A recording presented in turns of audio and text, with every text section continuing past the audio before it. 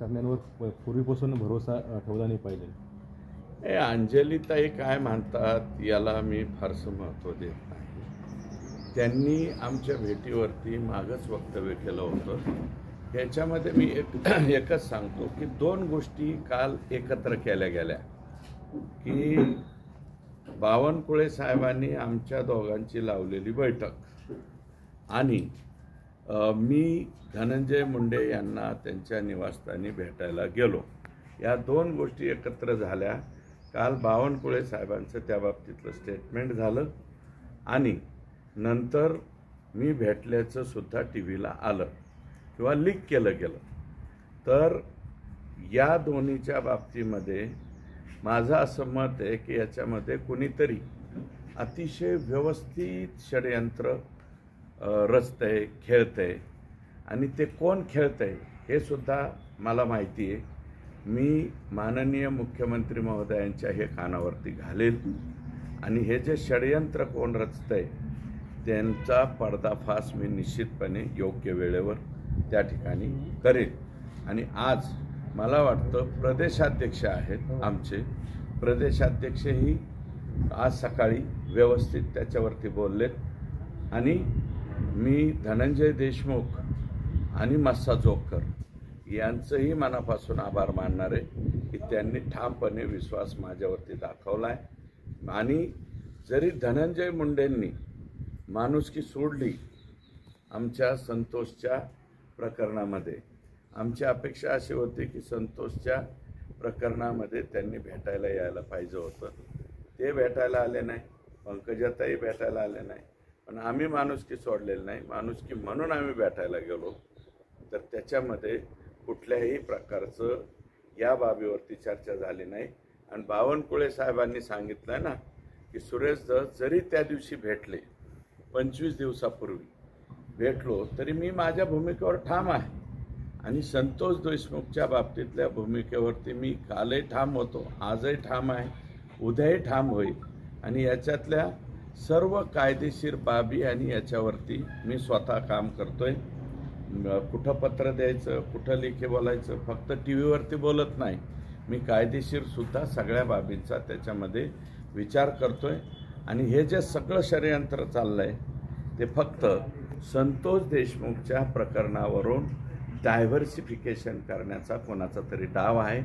तर तो डायव्हर्सिफिकेशनचा डाव मी निश्चितपणे हाणून पाडेल. मी तो तिथेच ठेवील. माझा फोकस हा संतोष देशमुख, महादेव मुंडे या दोघांच्या बाबतीत सारखाच राहील.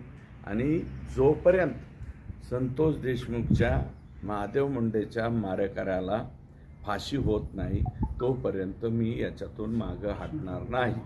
एक दिवसाच्या ट्विस्ट बातमीमुळं जर काही झालं असेल तर ते उद्या परवा आता दुरुस्त होईल असं मला त्या ठिकाणी वाटतं. आणि मी ज्या दिवशी धनंजय मुंडेंना रात्री भेटलो त्या दिवशी सायंकाळी, त्याच्यानंतर दुसऱ्या दिवशी मी 73 कोटीचं त्यांचं बोगस प्रकरण जे आहे त्याचं पत्र दिलं आहे अजितदादांना.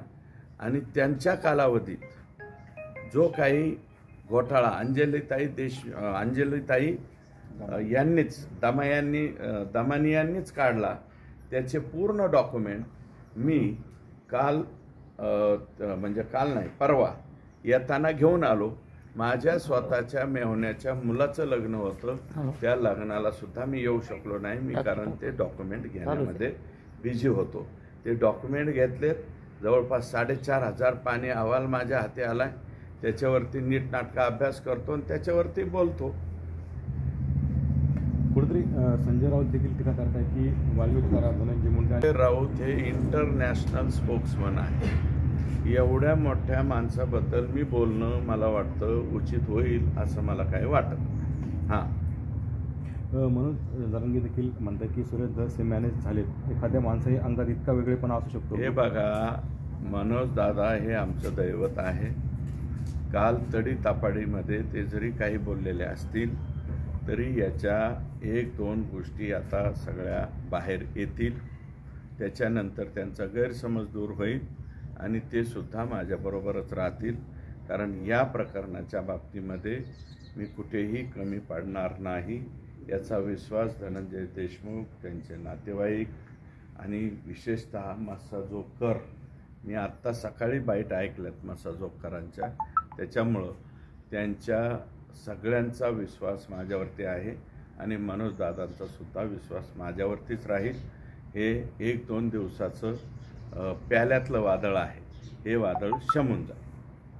कुठेतरी गुपचूप भेट झाली, म्हणजे सुसंस्कृतपणे तुम्ही म्हणलं की हे पहा, गुपचूप भेटलो कुठं? राज्याचे प्रदेशाध्यक्षांनी मला जेवायला बोलवलं, मला माहीत नव्हतं त्यांना बोलवलं, त्यांनाही बोलवलं, परंतु जे समोर बैठक झाली ते माननीय माझ्या पक्षाचे राज्यातल्या नाही जगातल्या सगळ्यात मोठ्या पक्षाचे प्रदेशाध्यक्ष, त्यांनी बाईट दिला ना.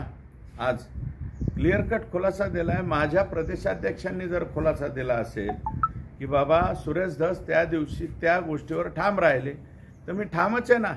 त्या दिवशी ठाम आहे ना, आजही ठाम आहे ना, उद्याही ठाम आहे आणि परवाही ठाम आहे. आणि जोपर्यंत हे लोक फाशीवरती जाणार नाही तोपर्यंत ठामच राहणार आहे. आणि मी काय आहे की फक्त TV वरती येऊन बोलत नाही, मी कागदोपत्रीसुद्धा सगळं काही व्यवस्थितरित्या याच्यामध्ये करतोय. सरकारी वकिलाची नेमणूक असेल, सरकारी वकिलाचं जे पहिल्यांदा PCR, मग MCR, पुन्हा PCR, या सगळ्या बाबीमध्ये मी खोलवरती या केसमध्ये लक्ष देतोय. याची जाण मला वाटतं धनंजयला पण आहे, खिंडकर म्हणून त्यांचे पाहुणे त्यांना आहे आणि मस्साजोगकरांना सुद्धा आहे. आणि मला वाटतं तमाम महाराष्ट्रातल्या जनतेला तुमच्या मनाला जर काही ठेस पोहोचली असेल तर ती मनातनं काढून टाका, कारण या प्रकरणामध्ये शेवटपर्यंत लढा मी हा देणारच आहे. आणि आत्ता मी फार बारीक बारीक लक्ष देतो. अजय राख यांची सरकारी वकील पदावरून त्यांना बाजूला करण्यात यावं असं सुद्धा पत्र मी जे आहे ते काल परवा मुख्यमंत्र्यांना त्या ठिकाणी दिलंय. कारण अजय राख यांच्या चिरंजीवांनी वाल्मिक कराड यांच्या वकीलपत्रावर सही केल्याचा पुरावा माझ्याकडे उपलब्ध झालेला आहे.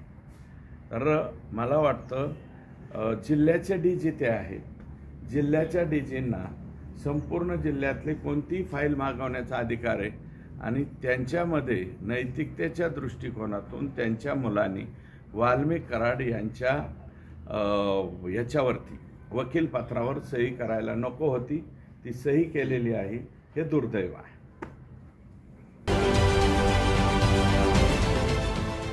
देश विदेशातील प्रत्येक घडामोडींचे लाईव्ह अपडेट मिळवण्यासाठी आता साम टीव्हीच्या सर्व सोशल मीडिया प्लॅटफॉर्मला लाईक, फॉलो आणि सबस्क्राईब करा.